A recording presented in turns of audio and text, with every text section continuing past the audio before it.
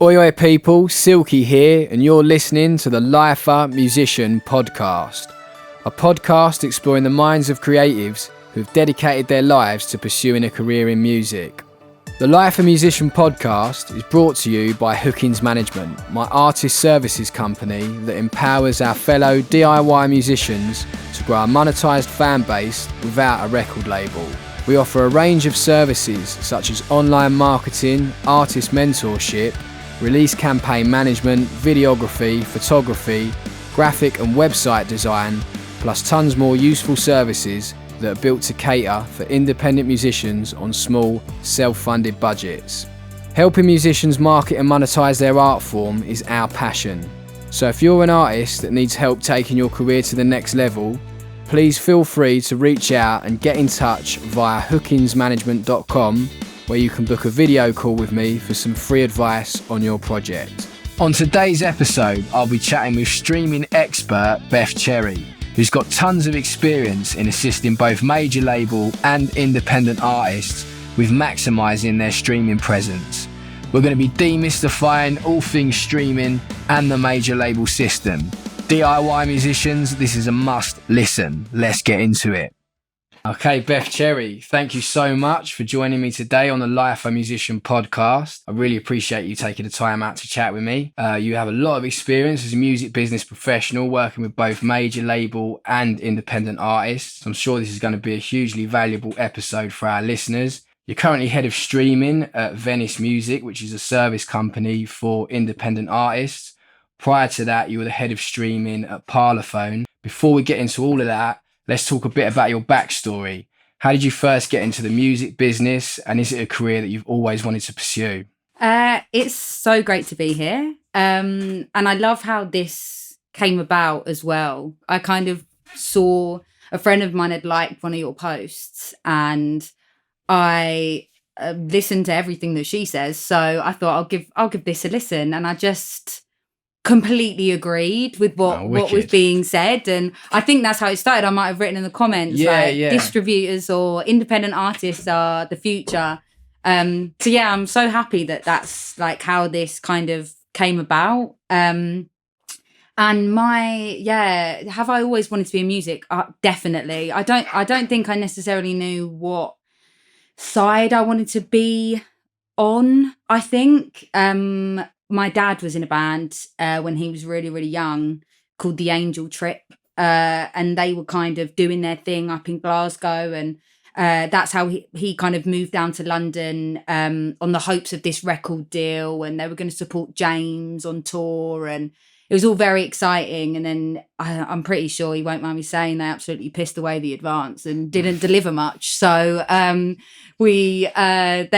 kind of where my dad's story left in the music biz. But he's definitely kind of, taught me everything I know about music and subcultures and the power of the fan and the power of music. And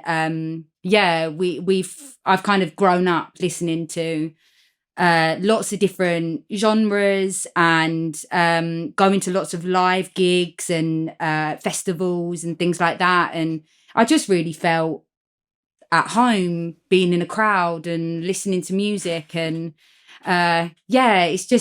music's just is life, isn't it? But I guess I kind of knew I wanted to be in the industry probably at like end of secondary school, going into A-levels, when I wanted to be a music journalist, and I wanted to be able to go to loads of gigs and festivals for free and write about them and do interviews and fun stuff like that, and really just get as authentic of a perspective on an artist, what they put out, their journey, their story as I could.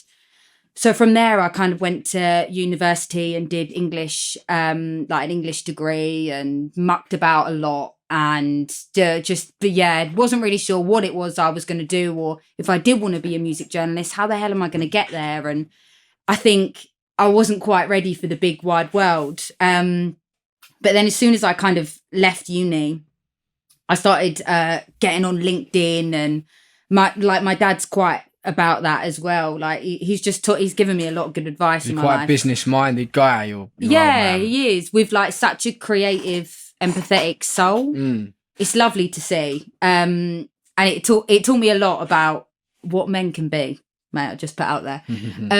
But yeah, he, I got on LinkedIn and started like reaching out to people and things like that. And then this kind of weird role internship opportunity arose at NME. And I thought, oh, wow. Like the penny kind of dropped, like, shit, that's exactly where I want to be. Like that NME's been a part of my life for as long as I can remember. Like my dad used to get them delivered to the house, and like after he'd be done, he'd chuck them in my room. And like, that's kind of how I learned about, that was the cool club. That was like the one place I could go, especially growing up in like different parts of Essex. They weren't really listening to XFM and shit. So I felt a bit out the loop. Yeah, I had the same thing growing up in Essex. It wasn't, I never told people in my year group that I played guitar or anything. Yeah. It weren't cool to be a grunger or whatever, And all these little labels that you start getting given because of like music you listen to. Yeah. And it felt like NME was exactly the opposite of like those feelings when I was young. Yeah, like, shout out to Kerrang as well. I think that's the same, isn't it? Absolutely, absolutely. So that was kind of like a real goal for me, and I thought, do you know what? Like, I'm gonna do this. Like, I've got this. I know I've got this. And I had a couple of interviews, and I think I was just quite young as well, and didn't really have a filter. So they were asking me questions, which I was just being really honest about, and kind of like, what does enemy mean to people now? And how can we get like back that idea of being part of the cool club and stuff like that? And the fact that the enemy was always the place to discover new music, and how could we get back to that rather than just reporting on, like commercial or big independents or big alternative acts. So yeah, after this, like a few interviews, I got a call that I'd got the job, and it was like just a dream. It really, really was. And I had so much fun there. I met friends that, have really like mentored me about the person that I want to be in the industry, and being kind to everyone, and, all those little things that I think make a good business person. And then, I got to work on a few cool things there to do with like their NME app that they were like starting to test. And NME do their big 100 list every year of new and exciting upcoming artists. And I kind of was helping be a part of that. And I think through kind of discovering all of these artists, I just realized that, I do love this, but I think I want to be a part of the journey rather than like the end product. And like reviewing that. And was NME, was it still a magazine company at that point? I was there for the last ever physical copy, which we didn't realise was going to be the last physical copy. Really? Until it was out. Yeah, because it was a freebie in the end, wasn't it? Exactly. Yeah. So it went free, and then they stopped the physical, and it was just website and socials and bits like that, and a radio station as well, I think now. But yeah, I love the enemy, and I just, through my experience there, realised that this industry is massive, and there are loads of different parts of it and loads of ways that I thought I could add a bit of value. So from there, I was asked to join an independent company called 11/7. It wasn't really my kind of music, to be honest. It was like the headquarters were in America. We were in New York and another office in LA, and we were just opening like the UK, or they were just sort of rejuvenating the UK footprint. So it was like I got to work with bands like Papa Roach. Wicked. Yeah. Love Papa Roach, didn't we? Not Papa Roach. Also, funny story, because I wasn't really a fan, apart from like Last Resort, obviously. Yeah, of course. Before. That's a classic, yeah. And I remember them being like, Jacoby being like, oh my God, Beth, like, what's your favourite song, man? What's your favourite Papa Roach song, man? And I was like, oh, Last Resort. And they were like, who is this girl? But yeah, like I got to work with them. I got to work with Motley Crue. Wicked. And got to work on their biopic, The Dirt, which was on Netflix. Like Machine Gun Kelly's in it. Mad, yeah. I got to go to like Hollywood, the premiere. Really? Amazing. Yeah, absolutely mad. I couldn't believe it. But yeah, so I joined 11/7 started off really being a part of like a three-person, like UK team. And so what were they like a music management company? They were a label, full-on label. Yeah, full-on okay. independent label. 11/7, I'm pretty sure is still in the top 5 kind of biggest independents in terms of outgoings. And they've got like a really rich heritage, like with Motley Crue as an example of really standing by an artist. So the founder of 11/7 was the person that helped Motley Crue get the rights to their masters and their catalogue. So yeah, it's they're very in that like it's like rock centric, is it? Yeah, like rock and metal situations. And I mean, I'm not too. I don't mind. Like I'm up for anything. And the gigs, the live shows were so fun. I had so much fun. And I got to go to festivals like Download and wicked. Places that I wouldn't necessarily buy a ticket for, but it was unreal and just rich in like amazing fans with just so much passion and love for the artists that are about in that scene. But yeah, so I kind of came into that role with my brain just like I'm ready to absorb everything, to get to know everyone, and it kind of turned into like me starting to build a network of like relationships with streaming partners in the UK and around Europe, and that was to just like assist our US acts and where they were and how I could join the dots over here and make sure that when they're in market, there are things going on, and just being a champion for our bands in the room in the UK and in sort of around Europe, which was really, really fun and a lot of hard work, a lot of no replies to emails, and literally like I can really imagine what it must be like to be a brand new artist and just thinking like, how am I meant to my music's amazing, how do I like cut through, because I was the person that was like, this music's amazing, like, so it was a massive learning curve for me about what is important to streaming people, whether that's in marketing or whether that's in the social team or whether it was directly editors, but also other things that I could do that would still add value in the streaming space.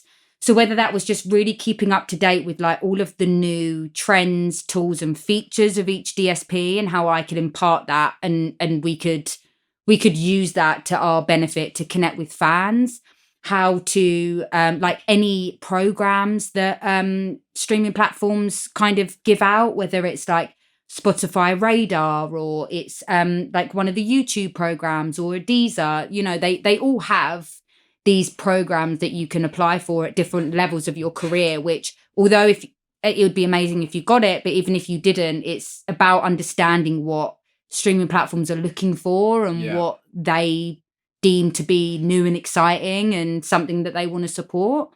And also I think just learning how different like playlists and ecosystems and were being dealt with, and the flow from like small discovery playlists into like top tier, and how a certain amount of streams could mean that you would end up in like a viral chart, and then how that can correlate to Shazams, and then how Shazams can relate to like encouraging radio plays, and it all just became really like interesting for me. So did you have like a mentor at the company that was helping you navigate that stuff, or was a lot of it you were just figuring it out? You was like, were they kind of saying, right, we need to maximize the streaming efforts of our artists, just do your worst sort of thing and work it out? I mean, to be honest, it was more that I thought I know where I could add value here. And that was like really where I was struggling at the company, because it was based in the US. And I think because I didn't have this like infinity in my heart with the genre, I just thought like, okay, business wise, professionally, how is it that I can add value to the company, to the artists, to, you know, the UK as a presence, and all of those different things. So it wasn't necessarily, I learned a lot of things out for myself. Like when I was at 11/7, there wasn't even the Spotify. They had just started introducing Spotify for artists pitching. So before that, like it was not like, it was about who you knew and things like that. So yeah, I feel like my career has kind of evolved as the streaming landscape has evolved. And to be honest, that's been a real stroke of luck for me, because it means that I've just got such an understanding and expertise of the landscape, whether it's like artist facing or it's industry facing. So that kind of set me up, as well as like a few other things that I got to contribute. And, you know, our Motley Crue campaign was like really, really great. Papa Roach, we ended up getting them like their highest charting UK albums and like streaming numbers and things like that. So it felt like I'd really achieved what it was I'd been asked to be a part of in terms of adding value. And I just knew in my heart, like, I also didn't really like working in a very small team. I kind of thrive in those big environments, which is why a bigger label sounded quite exciting to me. I loved like the independence, like the heart of the independent. And I got introduced to like AIM, the Association for Independent Music. We got to go to a couple of the awards and network with other independent labels and artists. And I found that really, really valuable. And I'm still kind of friends with a lot of those people now. And it's funny because a lot of the people that I formed this like streaming network for, we've all kind of moved around. So like one of my good friends was kind of at Deezer when I was at 11/7, and now he's like head of, like, he's a genre specialist and part of the marketing team at Spotify, and I'm where I am, and we can still catch up. And you know, it's been really, really lovely to see everything kind of evolve together. But yeah, kind of from 11/7. Like I say, I felt like this fire in my belly about, God, imagine what I could achieve if I was a part of a team that was UK based, that had artists that I could really resonate with and that I could just do more with. And then it was funny, I was with my friend at a gig, a Lily Allen gig at the Roundhouse. That was like the end of 2017, maybe, I'm not sure. And Lily Allen was signed to Parlophone. And I remember thinking, I'd love to work with a Lily Allen. I'd love that.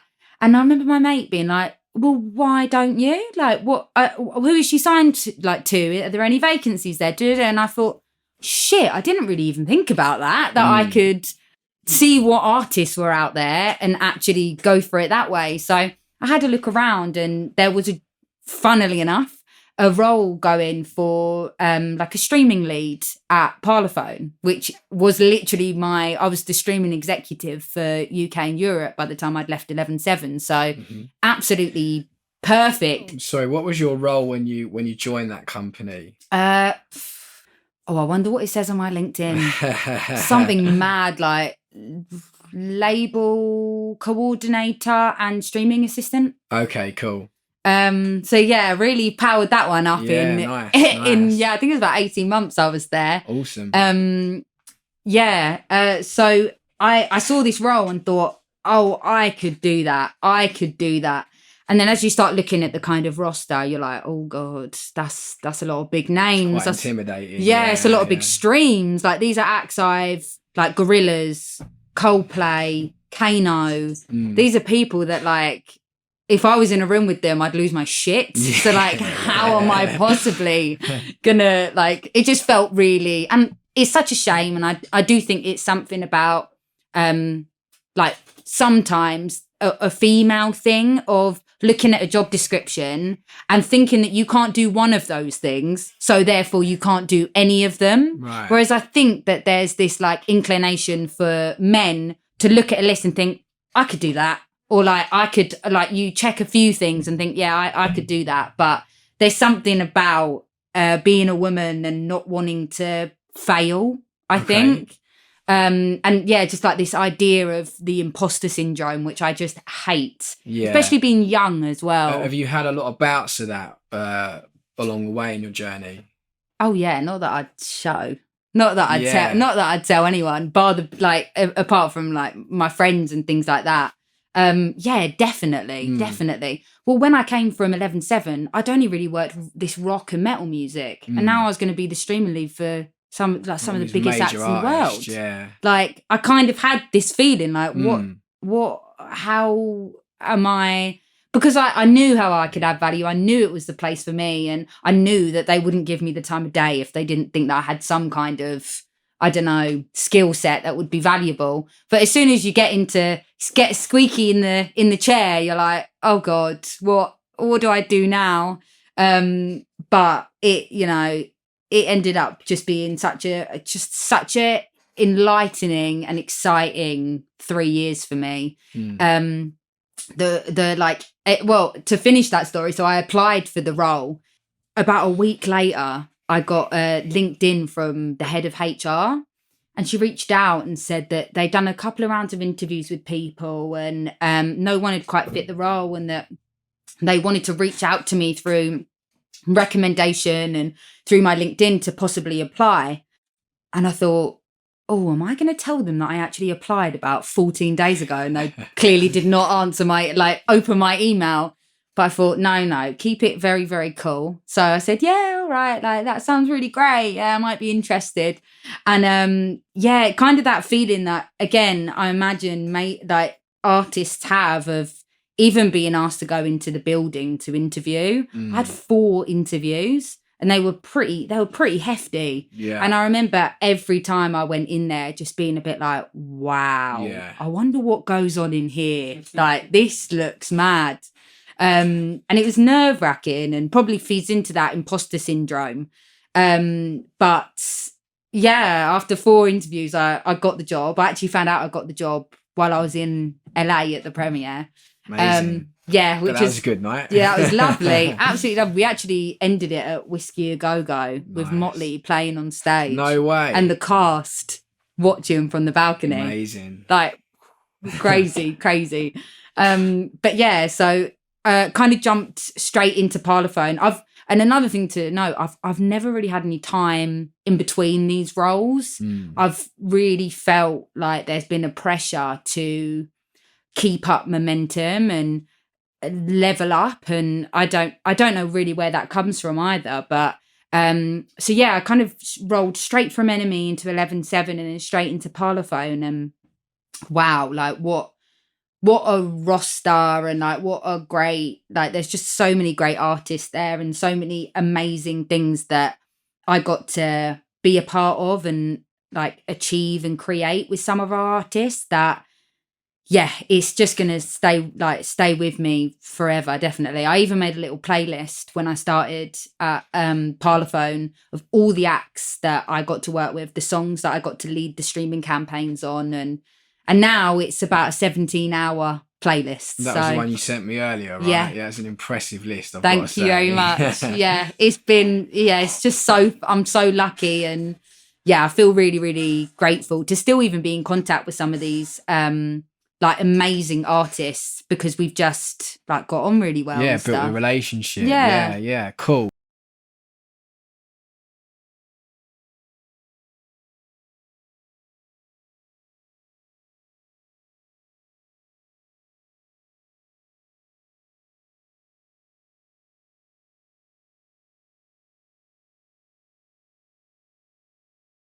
So I think most PR savvy musicians understand the fundamentals of paid social media ad marketing, radio plugin, and hiring a press agent. But in my personal experience, there's still a lot of confusion around the best way artists can promote themselves on streaming platforms. obviously your area of expertise is streaming. You've worked on, as you say, huge campaigns for the likes of Coldplay and PinkPantheress.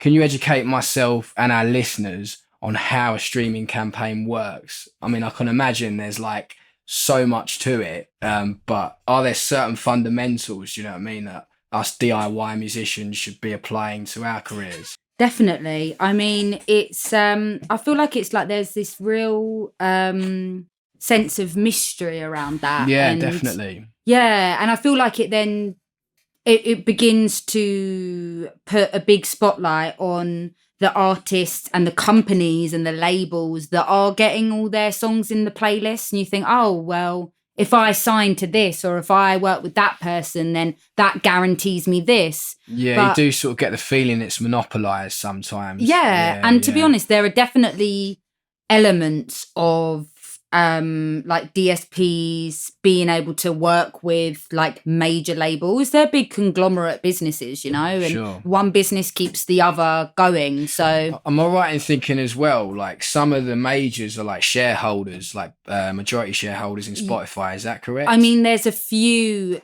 I feel like they're probably across the board, like Yeah. even like looking into TikTok and things like that. I'm sure that there'll be people from different majors that have decided to invest in that. And Yeah. again, I think it's just like being able to see how it will benefit the business as a whole. Yeah, sure. But obviously no one cared to discuss like streaming royalties or things like that when they were discussing the business of it all.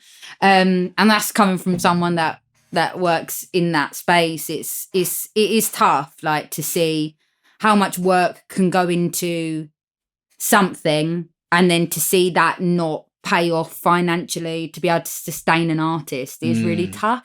And that's where I think, you know, having a good team, having someone that is able to rep you, just like they do at the radio stations and just like your press person would do when reaching out to blogs and online press and magazines and things like that.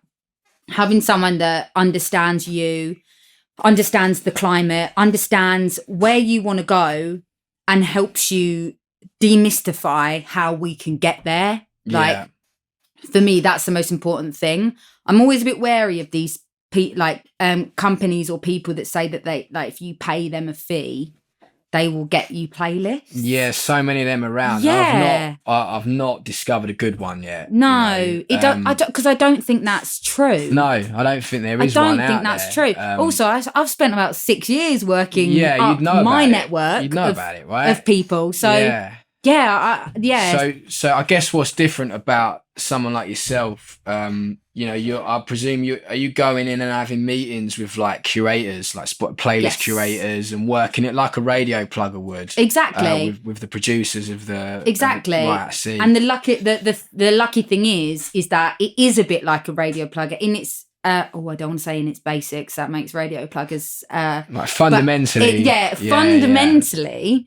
That is what we're doing. And luckily for me and for artists and for all the different roster of artists, there's more than just your Radio X and your Radio 1 and your Capital. And there's Apple, Amazon, Deezer, SoundCloud, YouTube Music, Spotify, Boomplay, like also, you know, some of these more localized DSP platforms as well. There's all of those. And then within that, you have however many different genres, however many different mood playlists, however, like all of these different things. So it just casts the net so much wider.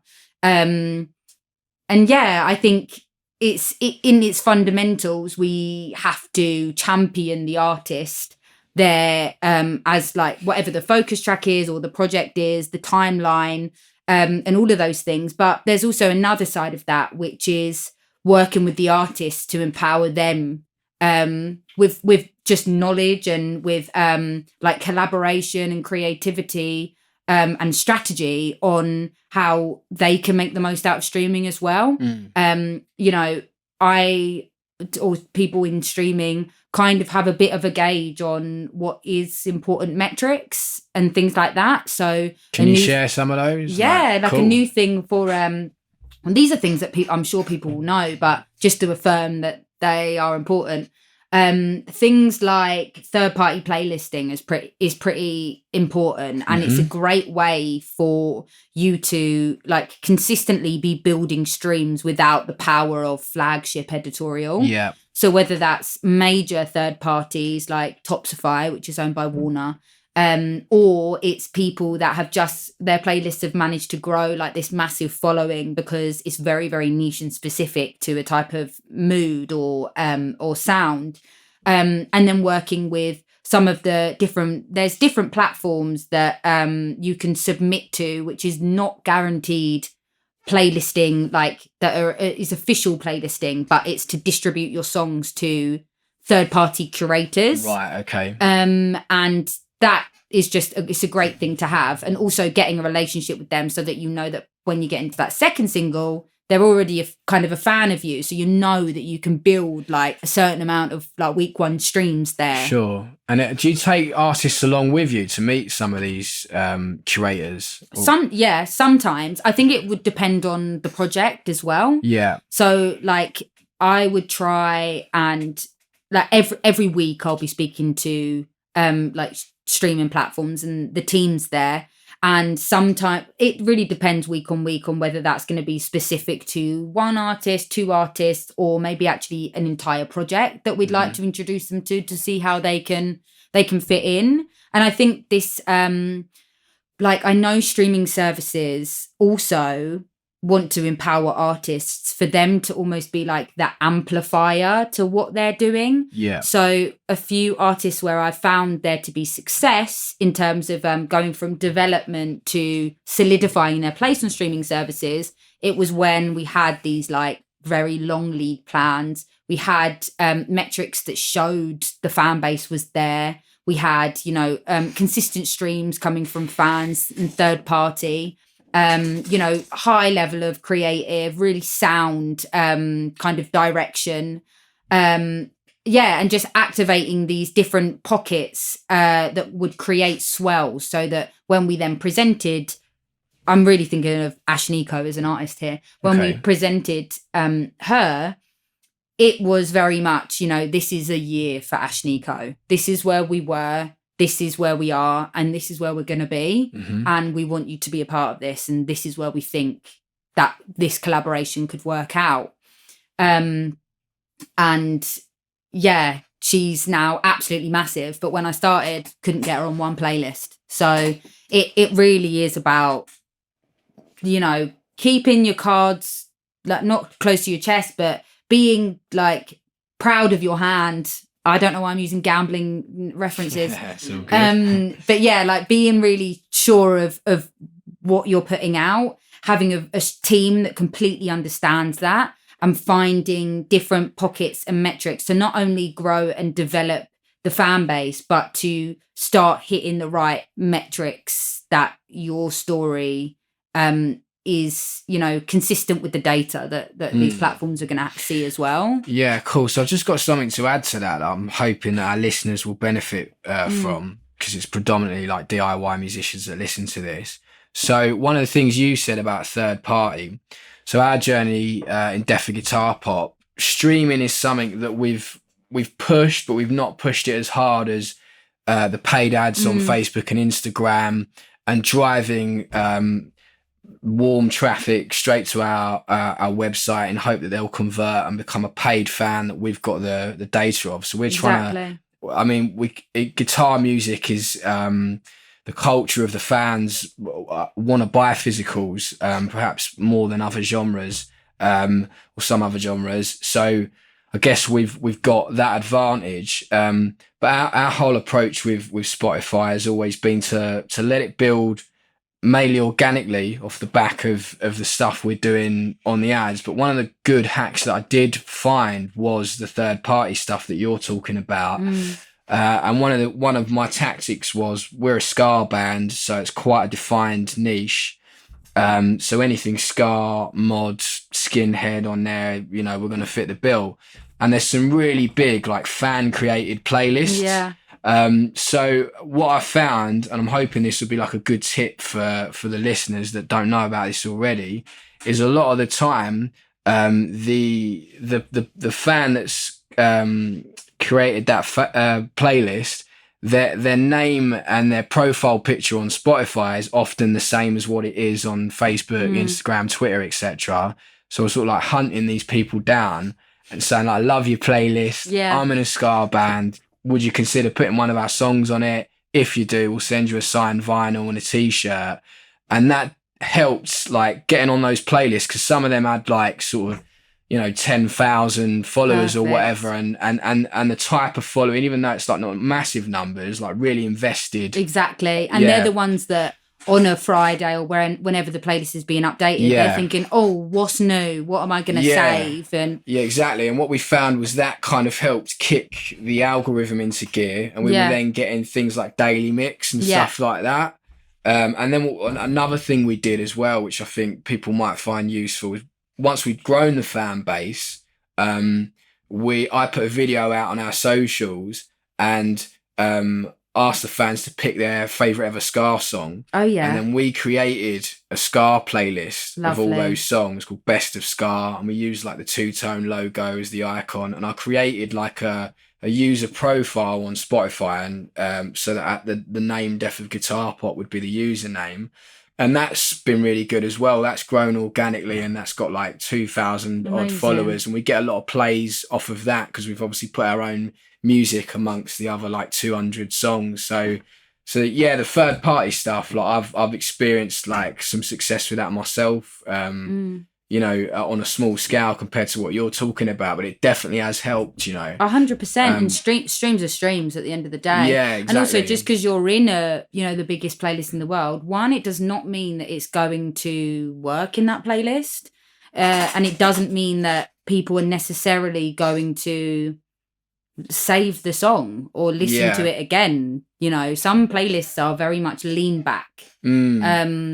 Whereas others are all about new content and discovery and things like that. But I would say like other kind of tips, like I'm sure everyone knows, but just as you create content on, like if you do content on Instagram, these are like some little quick fire ones that I can think of. But if you're creating content for Instagram Reels, get that on TikTok. And get that on YouTube Shorts. Wherever you can cross-promote content, do it. Once someone has come into your orbit, let them have access to it all so that they can decide whether they want to stay in or they want to leave. I would say that kind of thing, making sure you're keeping all platforms as up-to-date as possible, where you can create your own playlist, make it collaborative and ask your fans on socials to put in the songs they're listening to this week, and find different ways that you can bring the places where you're putting your money into, how you can bring them back to your streaming platform.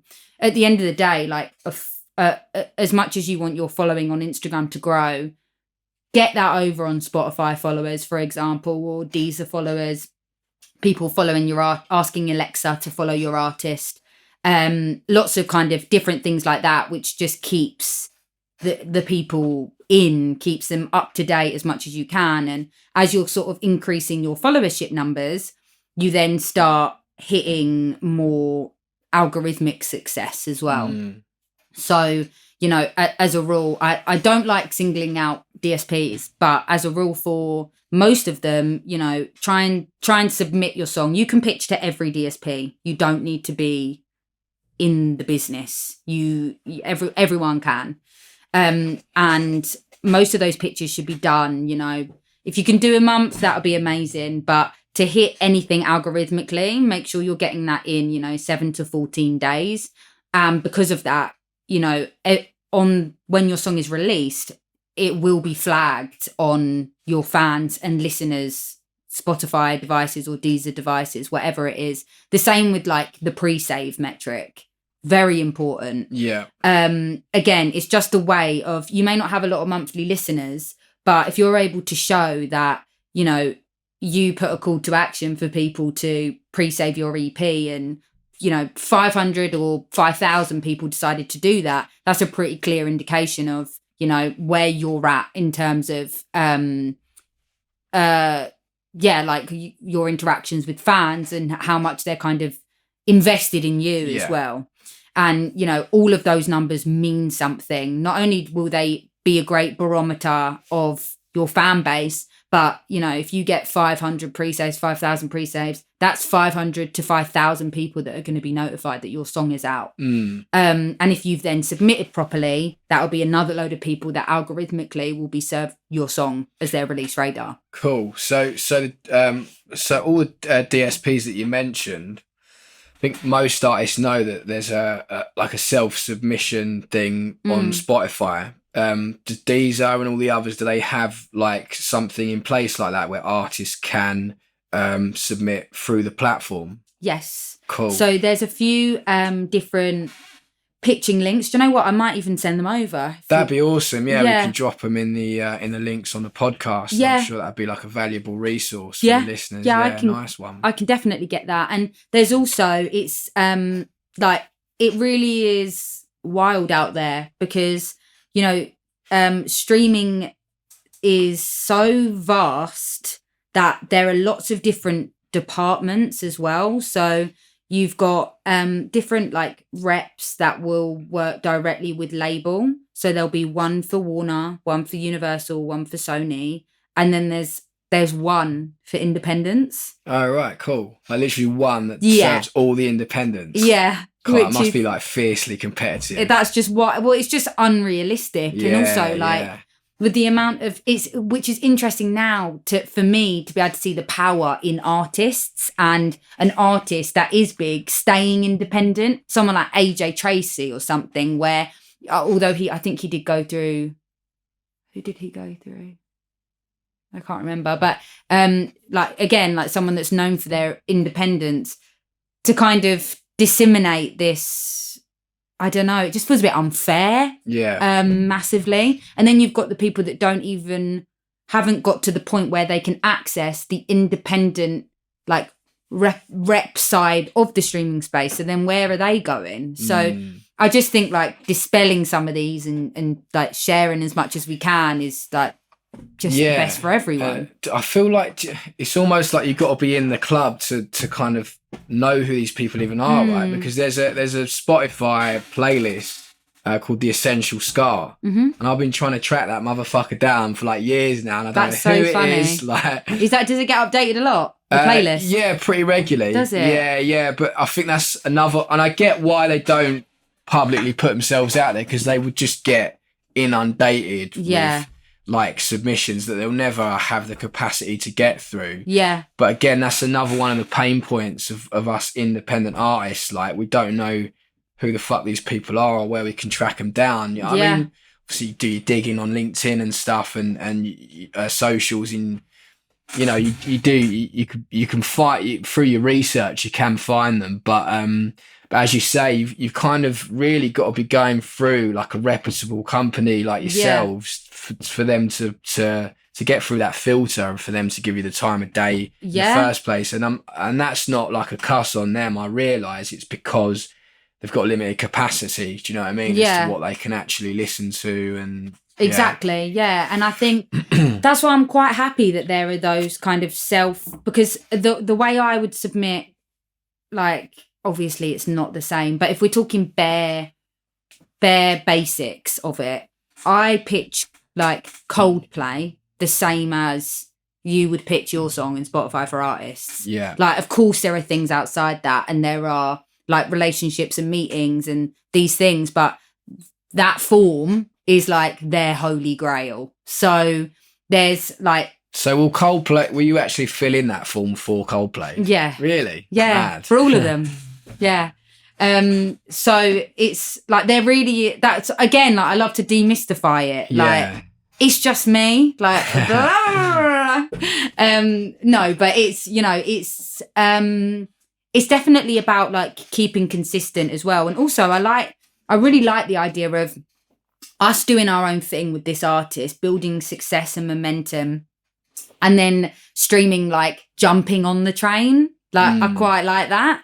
Spotify, Amazon, Apple, they're all places for discovery, not places where we should be breaking artists, like, necessarily.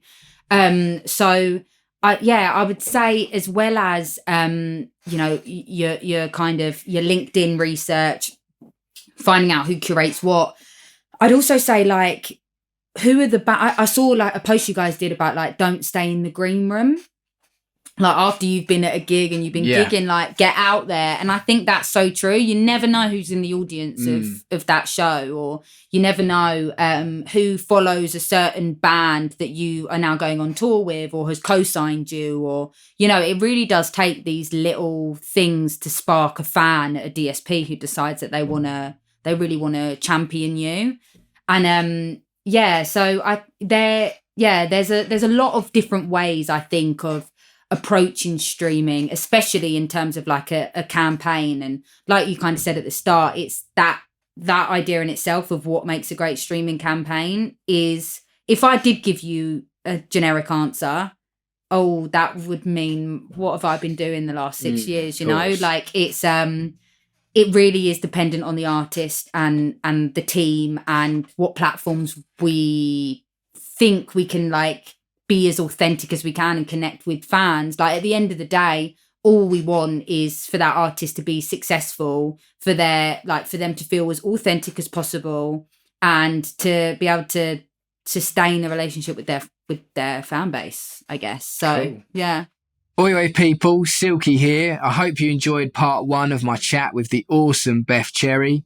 Go and check out part 2 on all major streaming platforms now.